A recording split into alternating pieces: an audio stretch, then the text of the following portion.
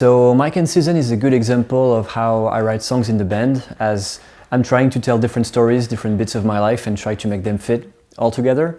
And one of the stories in the song is a discussion I had with one of my best friends years ago. She was talking about the weird feeling she somehow experienced when she arrived at different train stations when she was traveling across the country, and how somehow she could feel that someone was expecting her at the train stations, even though she would have never been to the city before. And she was talking about a weird, familiar feeling that she was experiencing during her travels. And I felt that I really liked this perception of travels, like when you go to some places you've never been to. And I really like that. This is a different song because when Matthias sent us the demo, I felt like I can write some different stuff for every part of the song. It's, I think, one of the only songs on the album where I changed almost every part. It wasn't the easiest song to record in the studio because every part is different and there's some slight rhythm differences. So Will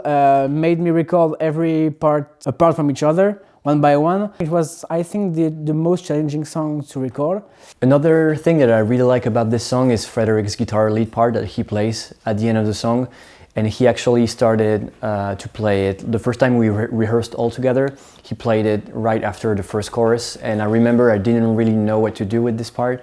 I was not so confident about it. And somehow when we arrived to the US, this is at that time that I realized that it was so important, and we had to put it a second time at the end.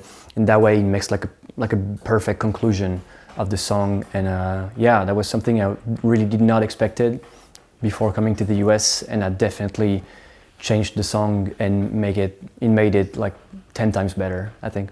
I love the name of the song because it reminds me of our student years with Matthias in Paris, where we watched every episode of Desperate Housewives in my apartments, I think. All the percussions you can hear were done by Will because we didn't have time to do it in the studio. Yeah, I didn't do nothing for that.